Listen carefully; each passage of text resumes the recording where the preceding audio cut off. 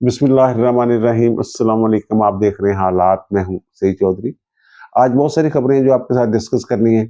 Supreme court की कुछ खबरें हैं और 27वीं आईनी तरमीम के खिलाफ जजों के इज्तिमाई इस्तीफों की बातें हो रही हैं। इस्लामाबाद हाई कोर्ट के जजों की ट्रांसफर्स की बातें हैं, वो खबरें हैं। फैज़ हमीद साहब के हवाले से कुछ खबरें जो हैं वो आपके साथ शेयर करनी है। और फिर फौज के अंदर एहतसाब की बातें हो रही हैं और ये कहा जा रहा है कि जब 6 जर्नैल जो हैं उनको लेटर ऑफ थैंक्स दे दिया गया, यानी उन्होंने घर भेजने का प्रबंध कर लिया गया, बंदोबस्त कर लिया गया। और लगता है ये कि पीटीआई ने शायद इमरान खान को खुद ही माइनस कर दिया है। ये बातें क्यों हो रही हैं ये भी आपके साथ शेयर करेंगे, लेकिन इससे पहले एक और खबर है कि तहरीक लब्बैक का एक कारकुन है, रुकन है, कौन साहब है वो, तो उनकी वीडियोस कई दिनों से सोशल मीडिया पे बड़ी वायरल हो रही थी और वो ललकार रहे थे पुलिस को, फौज को, और कह रहे थे ना मुझे पकड़ के दिखाएं, मैं यहाँ बैठा हूँ, मैंने एड्रेस भी दे दिया हुआ है, वो सारी चीज़ें। उसके बाद जनाब वो बंदा जो है वो मारा जाता है पुलिस के हाथों। और खबरें कुछ इस तरह की आ रही थी जनाब, उसने मस्जिद में पनाह ली हुई थी, वहाँ पुलिस ने हमला कर दिया तो फिर मुकाबला हो गया। ये असल हुआ क्या था वहाँ पे? ये जो बंदा है ना, ये फौज से भागा हुआ है। ये जो इन्होंने तहरीक लब्बैक, कलदम तहरीक लब्बैक वालों ने जब एहतजाज शुरू कर रैली, ये छुट्टी छट्टी लेके आया हुआ था, ये शरीक था उसमें।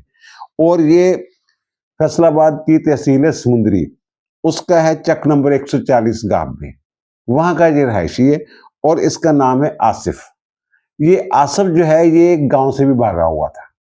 जिस दिन ये कत्ल होता है, 2-3 दिन पहले की जो बात है, तो ये इसका काम पता क्या था? ये ना मस्जिद में घुस जाता था, मस्जिद में कब्जा कर लेता था, स्पीकर जो है अपने हाथ में ले लेता था और वहां पर तकरीरें करता था, और इसी किस्म की तकरीरें करता था जैसे इसकी वीडियोज जो हैं वो सोशल मीडिया पे दिखी जा रही थी। ये जो साहब है ना, कई दिन गायब रहे अपने गांव से। इनके गांव के एक साहब है, उनके साथ मेरी मुलाकात हुई है, उन्होंने मुझे पूरी तफसील बताई है कि ये जो आसिफ नाम का बंदा है, फौजी, इसको फौजी फौजी कहते हैं, तो ये कई दिन गायब रहा, वीडियोज इसकी आ रही थी।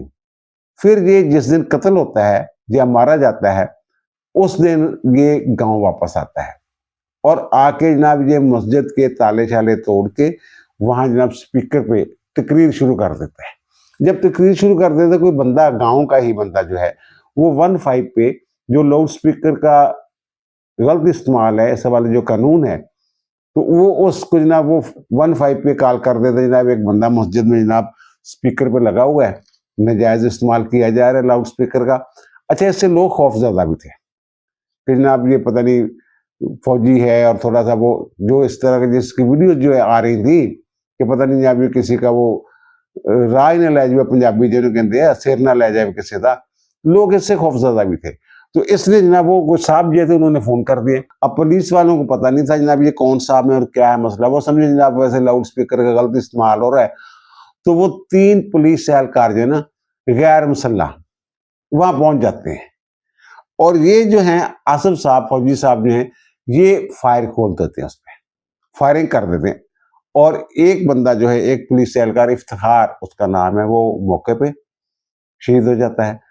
एक शदीद जख्मी हो जाता है, उसको भी जो है फायर लगते हैं, गोलियां लगती हैं। और तीसरा जो है वो बच जाता है। और जो वो फिर वो उसके बाद पुलिस आती है, उसके बाद पुलिस आई है भारी तादाद में, और फिर जनाब वो स्नैपर भी थे उनके पास। बहरहाल जो भी उन्होंने बंदोबस्त, फिर तो पूरा बंदोबस्त करके ना, फिर ये शख्स जो मारा गया, ये वाला जो शख्स है। और जो हुकूमती पंजाब की पॉलिसी है तहरीक लब्बैक के हवाले से, मेरा ख्याल ये बड़ी पता नहीं कहाँ प्लानिंग हुई है, किसने प्लानिंग की है, पर ये प्लानिंग के मुताबिक जनाब वो जो है वो इनको छोड़ने वाले नहीं है। तहरीक इनको कलदम भी इंसदाद दहशतगर्दी एक्ट के तहत किया जा चुका हुआ है। इन्होंने बहरहाल वो नजरसानी की दरख्वास्त जो है वो तो इन्होंने दी है, हुकूमत को दरख्वास्त तो दी है इन्होंने। लेकिन ये जो है ना, अब जो ये कॉम्बिंग ऑपरेशन भी हो रहे हैं, जितने इनके लोग भागे होंगे, और पंजाब हुकूमत ने वफाक के जरिए सूबों से भी ये दरख्वास्त की है कि जनाब इनके खिलाफ कार्रवाई की जाए, तहरीके लब्बैक वालों के खिलाफ। और जो अदाद शुमार सामने हैं कि जनाब जो इनके ओहदेदार हैं वो 23 अरब 40 करोड़ रुपए के जो जनाब उनके असासे हैं वो मुजम्मद किए जा चुके हुए हैं इन लोगों के। फिर वो मसाजिद वाला इशू जो है, इनकी जो मसाजिद थी, दीगर जो सुन्नी तंजीमें हैं उनके हवाले की जा चुकी हुई हैं। और जो कलरम जमात के 92 बैंक अकाउंट्स जो हैं और डिजिटल अकाउंट जो हैं वो सारे वो भी मुंजमद किए जा चुके हैं। और जो 9 फाइनेंसर्स हैं जो माल लगाते थे इनको, उनके खिलाफ भी मुकदमा दर्ज हो गए हुए हैं। और सोशल मीडिया पे मुल्क की सलामती के खिलाफ इस तरह के बंदे जैसे ये था, इस तरह के बंदों के खिलाफ भी 31 मुकदमात में अब तक दर्ज हो चुके हैं। ये था जनाब ये वाली सूरत मैंने कहा आपके सामने रख दूँ। ये पता नहीं चल रहा था कि जनाब ये मामला हुआ कैसे है। मस्जिद में उसने पनाह नहीं ली हुई थी, मस्जिद में कब्जा किया हुआ था उसने। और चाबियां उसके पास नहीं थी, ना चाबियां उसको किसी ने दी थी, उसने ताले तोड़े हैं। और ताले तोड़ के लाउड स्पीकर का इस्तेमाल शुरू कर वहां वो इश्तिहार अंगेज तकरीर जो भी वो कर रहा था, जिस तरह की वो वीडियोस डाल रहा था, उससे भी कहते कि एक हाथ आगे जाके वो बंदा जो आसिफ फौजी जो है वो गुफ्तगू कर रहा था। और फिर जनाब फैज हमीद साहब वाला मामला है जनाब, वो ट्रायल तो मुकम्मल है और सजाओं के वाले जो बातें हो रही हैं, बहरहाल वो जब वो अनाउंस करेंगे ISPR वाले तो उस वक्त ही सूरत सामने आएगी। अब मसला ये हो गया है कि जनाब एक तो मैं पहले ना फौज में एहतसाब वाली बात करता हूँ। ये जनाब खबरें चल रही हैं सीना में सीना। मुझे भी एक दो दोस्तों के फोन है, एक साहब ने ये कहा कि मुझे भी ये पता चला है, बड़े बाखबर साफी हैं, उन्होंने जनाब 6 जर्नैल जो है उनको लेटर ऑफ थैंक्स दे दिए गए हैं। यानी वो ज़ाहिर है फिर वो आर्मी चीफ को पसंद नहीं होता जो बंदा या उसकी हरकत और सकनात कुछ इस किस्म की होती है, बजाय इसके कि जनाब कोर्ट मार्शल किया जाए या नौकरी से बरतरफ किया जाए, उसको लेटर ऑफ थैंक्स दे दिया जाता है कि जनाब ठीक है, आइंदा आप हमें अब आपकी ज़रूरत नहीं है आपकी खिदमत की, आप घर जाएं, जबरी रिटायर कर लें, ये कहा जा सकता है। तो जनाब 6 जनाब वो मैंने पता किया जनाब ये खबर जो है ये दुरुस्त नहीं है। हाँ, लेटर ऑफ थैंक्स जारी हो गए हैं कोई 5-6, वो हर साल ही होते हैं। उसमें कोई कप्तान, मेजर, लेफ्टिनेंट कर्नल इस तरह के कुछ लोग हैं, लेकिन जर्नैलों वाली जो बात है वो दुरुस्त नहीं है। और दूसरा जो ये फैज हमीद साहब हैं, इनके समधी जो हैं वो भी साबिक ब्रिगेडियर हैं और उनका नाम है हामिद महमूद डार। वो ये ब्लू वर्ल्ड सिटी जो है इसके साथ भी वो काम करते रहे हुए हैं। अच्छा इधर बड़ा नसते ने ਇਹ ਜਿਹੜੇ ਰੀਅਲ ਸਟੇਟ ਦੇ ਕੰਮ ਵੱਲ ਪਤਾ ਨਹੀਂ ਇਹਨੂੰ ਕੀ ਸ਼ੌਕ ਹੈਗਾ, ਉਧਰ ਬੜੇ ਟੁਰਦੇ ਨੇ ਇਹ ਫੌਜੀ। ਬਹਿਰੀਆ ਟਾਊਨ 'ਚ ਵੀ ਜਨਾਬ ਮੁਲਾਜ਼ਮਤਾਂ ਕਰਦੇ ਫਿਰਦੇ ਨੇ, ਉਧਰ ਵੀ ਡਿਵੈਲਪਰਸ ਦੇ ਨਾਲ ਜਿਹੜੇ ਕੰਮ ਸ਼ਮ करते ਨੇ। तो अब जनाब पता ये चला है कि जनाब हामिद महमूद डार साहब जो है जनाब ये अप्रोच कर रहे थे फौजी। अब ज़ाहिर इनके कुलीग्स रहे होंगे ना बहुत सारे, जनाब किसी तरीके से कोई पता चल जाए, फैज हमीद से मुलाकात हो जाए, कोई मामला शायद सीधे हो जाए, ये साहब कोशिश कर रहे। अब ये पता चला है कि जब इनको सख्ती के साथ ये वार्निंग दे दी गई है कि अगर इस हवाले से आपने किसी फौजी अफसर के साथ राब्ता किया, किसी ब्रिगेडियर के साथ, किसी जर्नैल के साथ, या वो जो जूरी है कोर्ट मार्शल करने वाली उनके किसी मेंबर के साथ आपने राब्ता करने की कोशिश की, तो फिर जनाब आपका अंजाम भी जो है वो इसी तरह का होगा। ये नहीं कि जनाब आपको छोड़ दिया जाएगा आराम ना घर बैठो उन्होंने क्या, ਜਦੋਂ ਅਸੀਂ ਦੱਸਣਾ ਹੋਵੇਗਾ ਅਸੀਂ पूरी कौम ਨੂੰ ਦੱਸਾਂਗੇ तो ਤੁਹਾਨੂੰ भी पता लग जाएगा। कोई मुलाकात नहीं, कोई गल नहीं, आराम करो।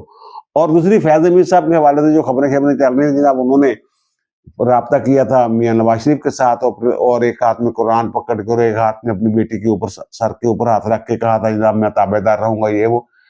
इसी तरह की एक खबर जो है, यह एक राब्ता जो इन्होंने आसिफ अली जरदारी साहब के साथ भी किया था। आसिफ अली जरदारी साहब ने खुद कुछ लोगों को ये बताया है, जिन साहबान को उन्होंने बताया था उनमें से एक साहब ने मुझे बताया है कि जनाब जरदारी साहब कहते हैं कि एक मुश्तरका दोस्त के जरिए ये इन्होंने फैज हमीद ने मेरे साथ रब्ता किया था।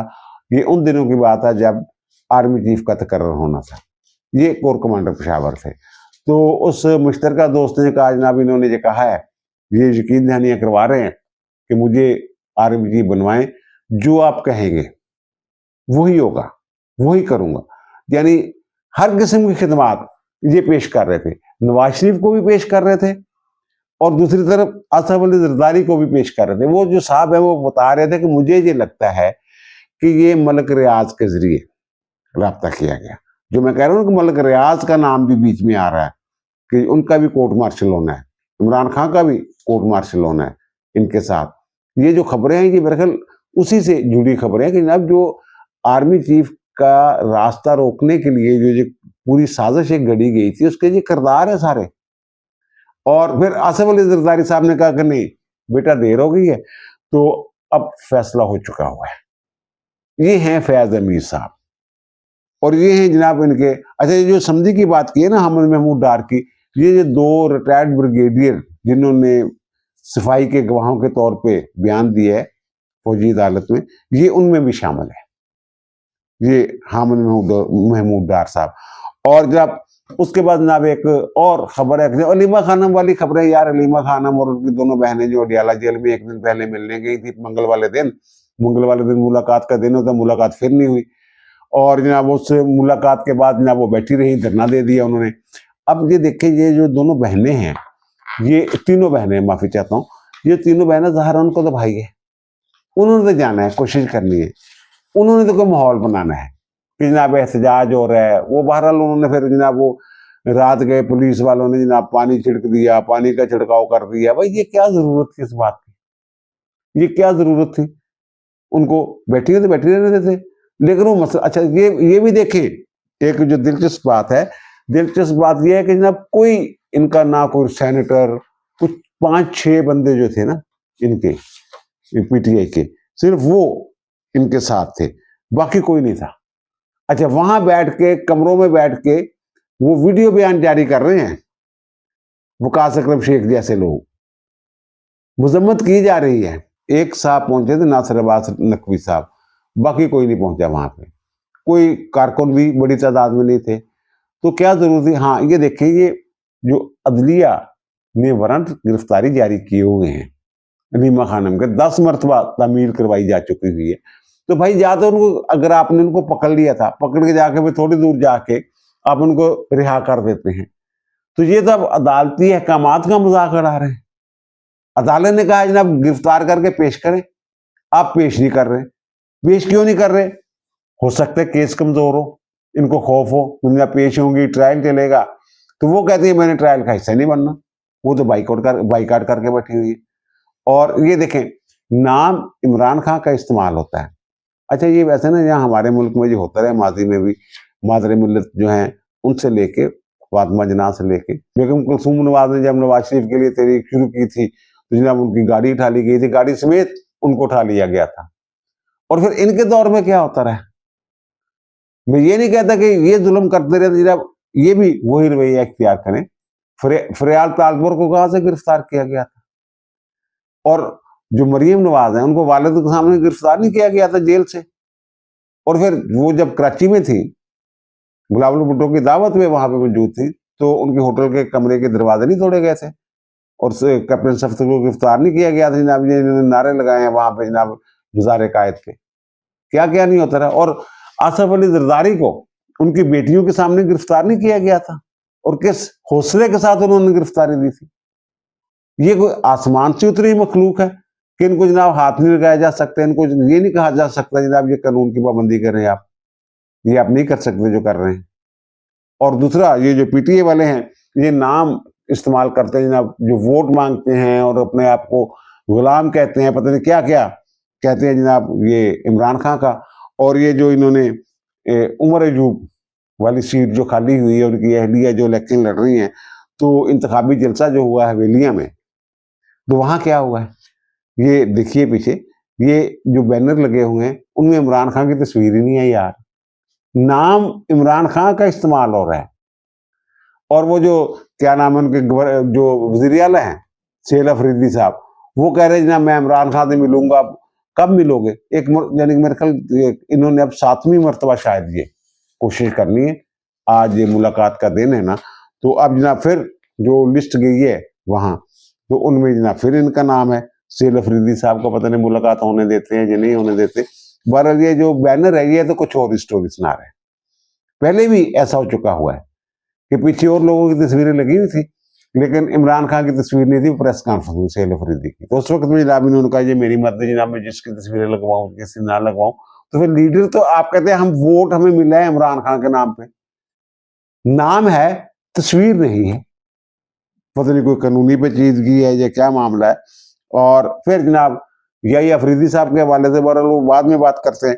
पहले जनाब ये देखते हैं जो ट्रांसफर होकर नहीं आए थे जज सुप्रीम कोर्ट में, इस्लामाबाद हाई कोर्ट में, और उनमें सरफराज डोगर साहब जो हैं वो चीफ जस्टिस हैं, खादम हसैन सुमरो साहब हैं, और बलूचिस्तान हाई कोर्ट से मोहम्मद आसफ जो हैं वो आए थे, तो अपने सीनियरिटी समेत आए थे। उस वक्त मैंने कहा था जनाब जो आर्टिकल 200 है वो कहता है जनाब सीनियरिटी समेत ही जाना होता है इन्होंने।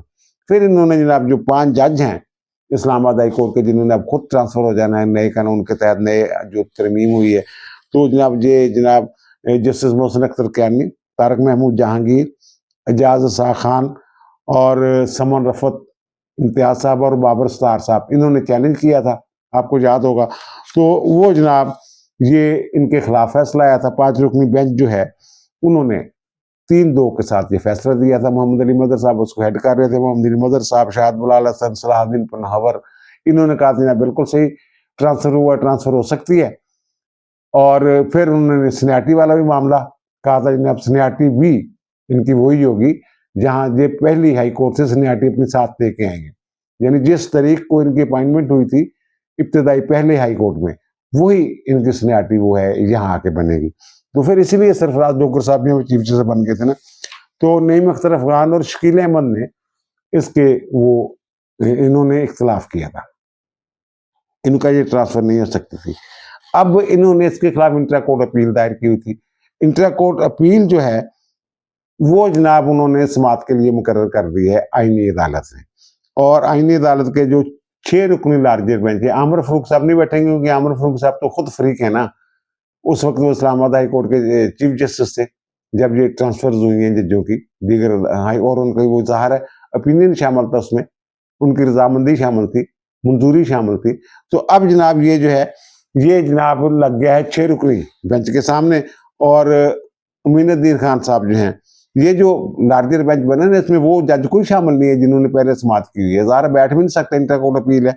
तो वो जनाब लार्जर बेंच में जनाब अमीनुद्दीन खान साहब हेड करेंगे, हसन रिजवी साहब हैं, अली बाकर नजफी साहब हैं, और आगा के आगा हैं, और रोजी खान है जस्टिस अरशद शाह साहब है। ये जनाब 24 तारीख से इस केस की समात करेंगे। अब मेरे ख्याल में तो इस केस में रह कुछ नहीं गया, क्योंकि 27 में आईनी तरमीम के बाद ये केस, ये जो दरखास्त है इनकी इंटर कोर्ट अपील जो है ये गैर मौसर हो गई है। मुझे ये लग, मेरा ओपिनियन है, और हो सकता है बेंच भी ये कहे कि जनाब अब तो जनाब उसमें जो वाज़ेह तौर पर लिख दिया गया है, लेकिन 2 चीजें उसमें ऐसे हैं जिसकी बुनियाद पे ये बहस कर सकते हैं।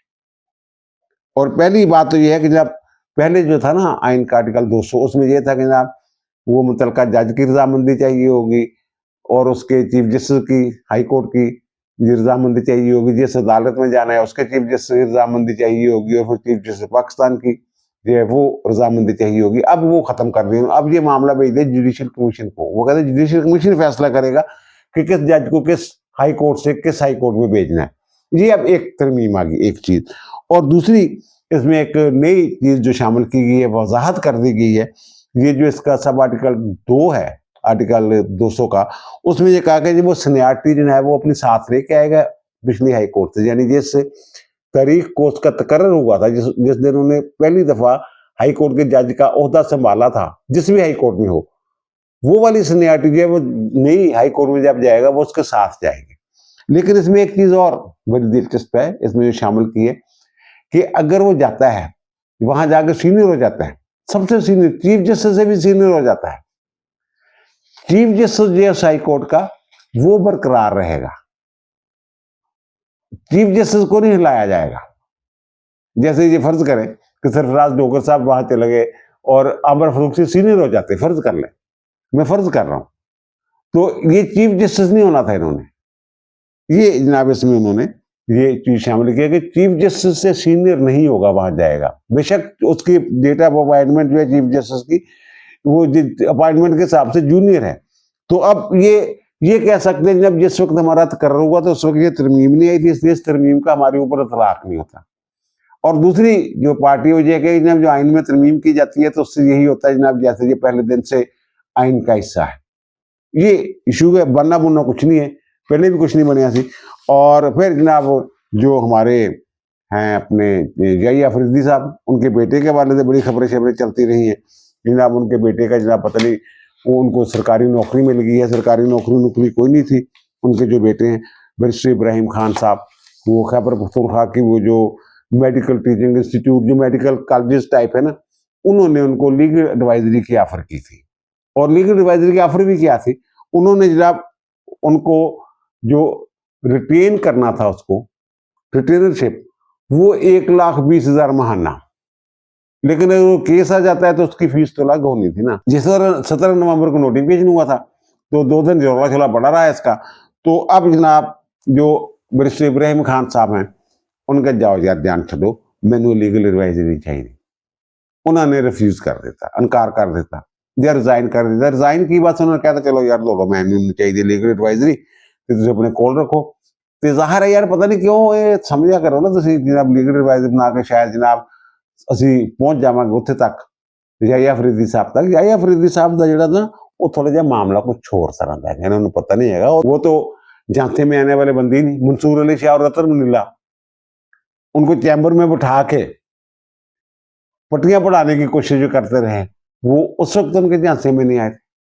26 महीने तरमीम से पहले ये जाके बैठ के जनाब उनके चैम्बर में जनाब आधा आधा घंटा, पौना पौना घंटा, 2 घंटे शाम तक बैठे रहते थे ये अतर मुनीला और मंसूर अली शाह साहब।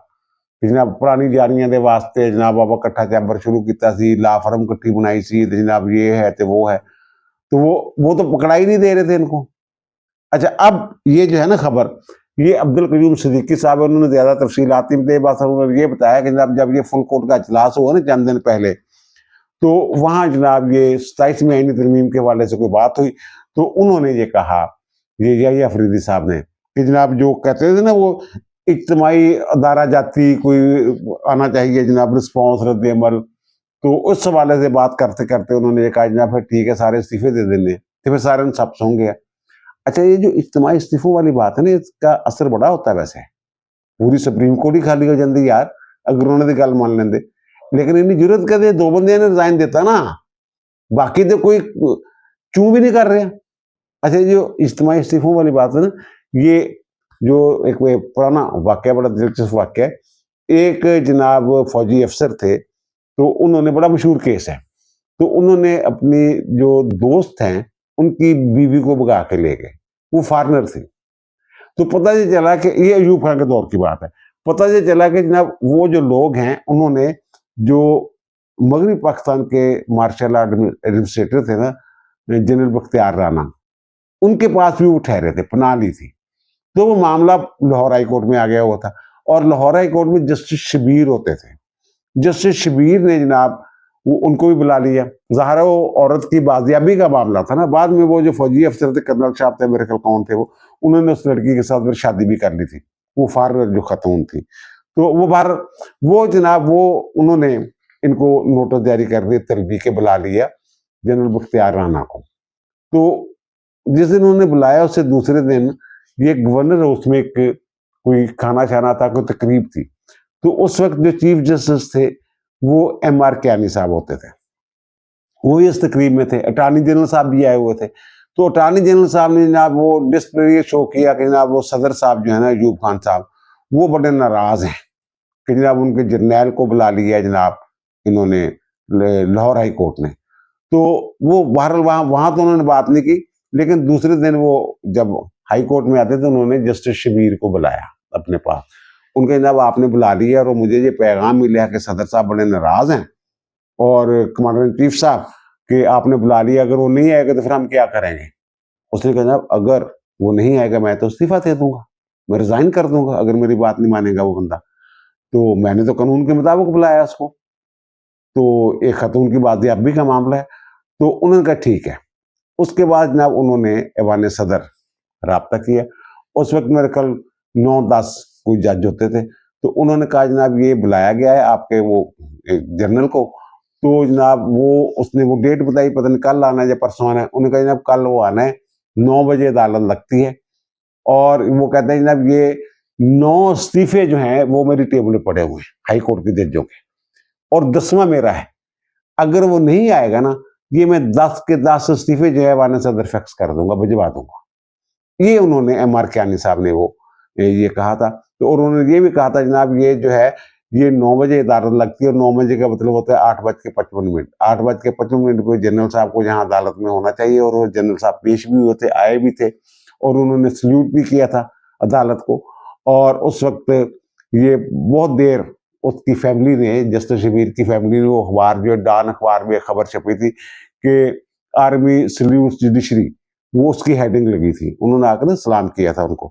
तो ये सारा ये इज्तिमाई इस्तीफों वाली बात। अब वहां क्या हुआ है फुल कोर्ट में ये एजेंडे में 27वीं आईनी तरमीम वाला मामला नहीं था। 3 जजों ने खत लिखे हुए थे, मंसूर अली शाह साहब ने खत लिखा था, कॉन्फ्रेंस बुलाएं, कन्वेंशन बुलाएं, और अतर मिल्ला साहब का, इन दोनों ने ये कन्वेंशन और कॉन्फ्रेंस की बात की थी। और जो सलाहुद्दीन पनाहवर साहब हैं, उन्होंने ये एक खत लिखा था चीफ जस्टिस को कि जनाब ये आप ऐसा करें कि जनाब आप फुल कोर्ट बुलाने 27वीं आईनी तरमीम का जायजा ले लें शिकवार।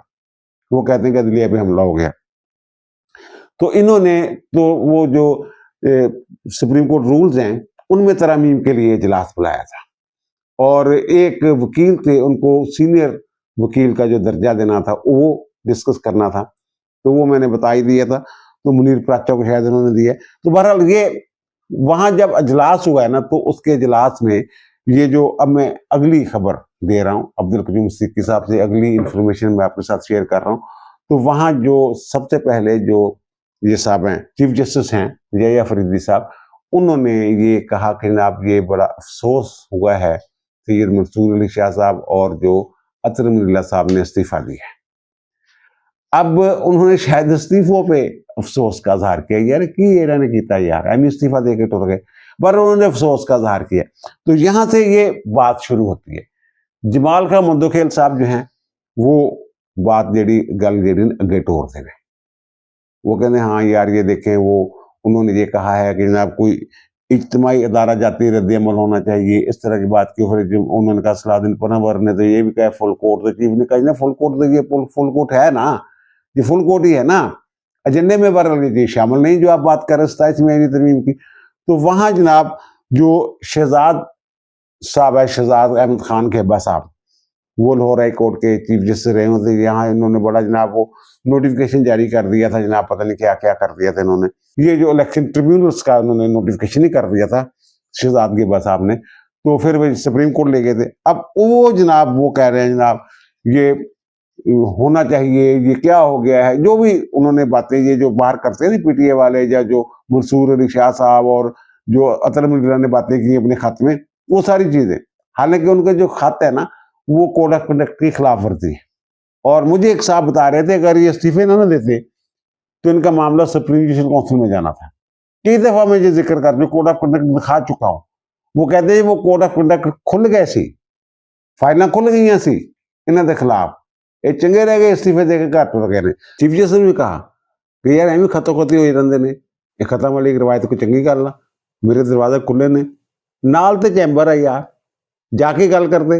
वो कहते मेरे गल करने भी खत लिखी जा रहे हैं यार। बहरहाल वो जनाब फिर शहजाद गेबा साहब और फिर जनाब वो नईम अख्तर अफगान साहब, ये सारे जनाब इस हवाले से जनाब ये गुफ्तगू करना शुरू हो गए। तो चीफ जस्टिस जो है वो जिच हो गए एक तरह से, जनाब ये क्या बात शुरू कर दी, थोड़ा बुलाया किसी और कम लिए, तो जनाब कोई और कम शुरू करता, तो एक पार्टी बन के बह गए वो मंसूर अली शाह और जो पार्टियां पोटियां। तो उन्होंने फिर जो बात की ना, उनका जब ये देखें, ये पहली बात यह है कि आईनी तरमीम जो है ये इख्तियार है आइन में तरमीम का पार्लियामेंट का, उस इख्तियार में हम मुदाखलत कैसे कर सकते हैं। उन्होंने आईनी पोजीशन सामने रखी, उनके हाँ हमारे सामने अगर मामला आता है तो फिर हम रिव्यू कर सकते हैं। तो फिर यहाँ जनाब कहा कि शहजाद गेबा साहब पता ये चला, उन्होंने जो कहा कि साहब हम रिव्यू कैसे कर सकते हैं, हमें तो सुप्रीम कोर्ट ही तोड़ दी, वो तो आईनी अदालत ने देखना है ये वो। उन्होंने कहा आईनी अदालत में जज ही बैठे होने हैं, इतों गए जज होने हैं ना, हो पटवारियों ने फैसला करना, कोई तहसीलदार ने फैसला करना, ये इस तरह की बात। उनका जनाब फिर ठीक है जनाब, अगर आप कहते हैं ना अदारा जाती रद्द अमल, तो कहते हैं चलो ठीक है लिखो सारे इस्तीफे, मैं भी लिखदा तुसी भी लिखदा, लिखो तो सारे असं इस्तीफे दे दें, फिर ठीक है साडा रद्द अमल यह है कि सानू कबूल नहीं, तो इस्तीफे दे के घर जा रहे जिधर दो साढ़े दीगर साथी चले गए। फिर जनाब वो कहते हैं जनाब एकदम खामोशी, एक दूसरे के मुंह देखना, यानी वो कहते हैं ना कि वो पिन ड्रॉप साइलेंस, खामोशी बिल्कुल मुकम्मल। तो फिर वो कहते हैं चीफ ने हाँ दसो की करिए, फिर दसो लिखने हैं इस्तीफे देने हैं, मैं तो तैयार हाँ थोड़े कहने थे, लेकिन मैंने कोई कबाहत नजर नहीं आती कि जनाब वो कोई इख्तियार नहीं है पार्लीमेंट को, तो कोई मुकम्मल इख्तियार है। आइन पढ़ लो तो लिखे कि जनाब जो चाहे हो जी वजाहत की गई है तरमीम कर सकती है। फिर जनाब मोहम्मद अली मजहर साहब बड़े समझदार आदमी हैं। मोहम्मद अली मजहर साहब ने फिर मामले को संभाला। उन्होंने जनाब ये किस मौजूद पे बात शुरू कर दी आप लोगों ने, ये तो जनाब ना 27 में इन तरमीम का एजेंडा है, जो है जिसने जो करना है इनफरादी तौर पर करे, इज्तिमाई तौर पर तो कोई फैसला नहीं हो सकता यहाँ पे। यहाँ तो हम आए हैं रूल्स पे गौर करने के लिए, तो जनाब रूल्स पे गौर करें। तो फिर जनाब उसके बाद रूल्स पे गौर क्या होना था, सबने फटाफट साइन किए और निकल गए। ये इनका हाल है। और वहां सलाहुद्दीन पनहवर साहब खुद भी मौजूद नहीं थे, वो शायद छुट्टी पे हैं, या वो थे उस दिन छुट्टी पे। मुसर्रत हराली साहबा जो हैं वो बीमारी की वजह से नहीं आ सकी। दो जो हैं वो बाइकाट करके निकल गए थे, और बाकी जो हैं वो जो चले गए हुए हैं उधर आईनी अदालत में। अमीनुद्दीन खान साहब, उन्होंने क्यों आना था, वो तो उधर आईनी अदालत में मुनक़्क़द कर रहा हो गया था। हसन अज़हर रिज़वी साहब भी नहीं आए थे, आमिर फ़ारूक साहब भी नहीं आए थे, अली बाकर नजवी साहब जो हैं वो भी, उनका भी उधर ट्रांसफर हो गया था, वो तो इस अदालत के फुल कोर्ट में आने नहीं था। बाकी सारे जज जो हैं वो मौजूद थे, 5-6 वाली, 2 वाली, 4 वाली, वो सब झूठी अफवाहें थी। तो फिर जनाब जब उन्होंने कहा जनाब हम दसो, फिर जनाब सारे भाग गए और ये कह रहे हैं इस्तीफे आने, इनकलाब बर्पा करना है, इनकलाब इंज आंदे ने। थोड़ी देर तरबियत इनकलाब वाली नहीं हुई जज्जां दी, तुसी ते हालात दा, बेहतर हालात दा इंतजार करना होंदा, थोड़ी तरबियत ये हैगी। अब दीजिए मुझे इजाजत, इंशाअल्लाह मुलाकात होगी नए व्लॉग के साथ। अल्लाह ताला आप पर, मुझ पर, हम सब पर मेहरबान रहे। अल्लाह हाफिज।